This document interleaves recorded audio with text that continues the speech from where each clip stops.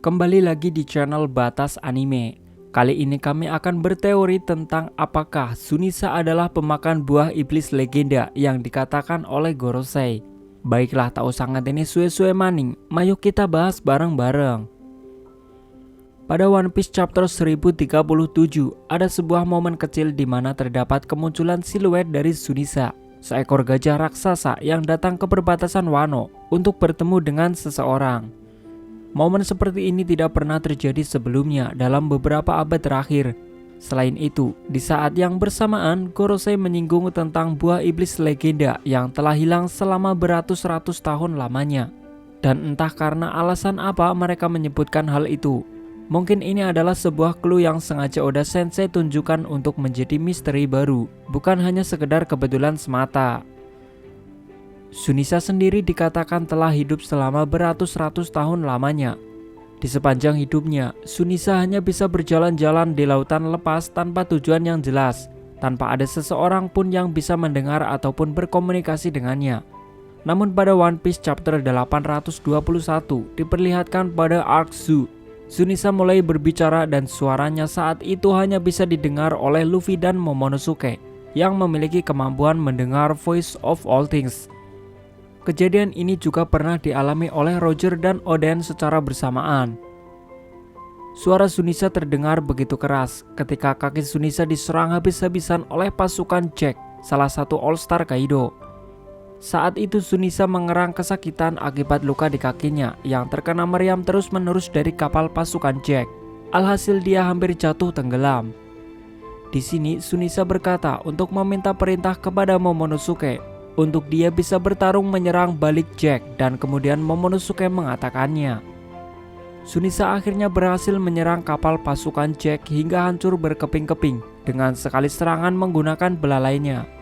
Dia kemudian menjadi tenang kembali. Di satu sisi, kita tidak tahu mengapa Momonosuke adalah satu-satunya orang yang bisa berkomunikasi dengan Sunisa. Mengapa hanya suara Momonosuke yang bisa didengar oleh Sunisa? Kita kembali ke topik mengenai kemampuan buah iblis yang sesungguhnya. Sedikit nostalgia. Crocodile pernah menjelaskan satu hal penting ketika di Arc Impel Down, yakni mengenai kemampuan buah iblis yang telah dibangkitkan. Berbeda dengan Logia ataupun Paramecia, awakening dari buah iblis tipe Zoan akan membuat penggunanya terlihat seperti hewan buas permanen. Dan bahkan kecerdasan otak mereka berkurang hingga ke taraf seperti hewan yang hanya mengamuk sesuai insting bertarung mereka. Namun satu kelebihan pasti yang dimiliki adalah kemampuan daya tahan fisik dan regenerasi tubuh yang luar biasa. Hal ini dibuktikan dengan adanya 4 petarung penjaga Impel Down: Minotaurus, Minokoala, Minozebra, dan Minorhinoceros. Setelah beberapa kali dikalahkan oleh Luffy, mereka bahkan bisa bangkit dan pulih kembali dengan cukup cepat hingga dapat bertarung kembali. Ini merupakan salah satu clue besar jika Sunisa kemungkinan bukanlah seekor gajah raksasa biasa yang hidup selama ratusan tahun dan semakin membesar hingga menjadi sebuah pulau. Namun bisa jadi dia memiliki kasus yang hampir sama. Dia adalah pemakan buah iblis legenda yang dimaksudkan oleh Gorosei. Buah iblis yang mampu membuat penggunanya berubah menjadi seekor gajah raksasa yang bisa menghancurkan sebuah pulau dalam sekali hempasan. Namun Sunisa sendiri juga telah mencapai tahap awakening buah iblis di mana dia mulai kehilangan jati dirinya dan tidak bisa berbicara lagi hingga terlihat seperti hewan raksasa biasa. Hal ini juga berkaitan erat dengan keberadaan buah iblis legenda yang dimaksud. Selama ratusan tahun terakhir, buah itu tidaklah hilang atau tidak bisa ditemukan lagi, melainkan masih ada pengguna yang tidak disadari oleh siapapun, bahkan Gorosei sekalipun. Dialah Sunisa. Karena kita tahu, seperti yang dikatakan oleh Doflamingo, jika pengguna buah iblis telah mati, maka buah yang dimilikinya itu akan kembali tumbuh di suatu tempat. Jika melihat itu adalah buah iblis legenda, maka kemungkinan besar pemerintah dunia telah mencarinya ke seluruh penjuru dunia.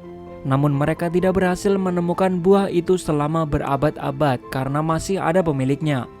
Alasan mengapa pemerintah dunia tidak pernah menemukan Sunisa adalah karena gajah itu selalu berada dalam lautan berkabut yang sangat tebal.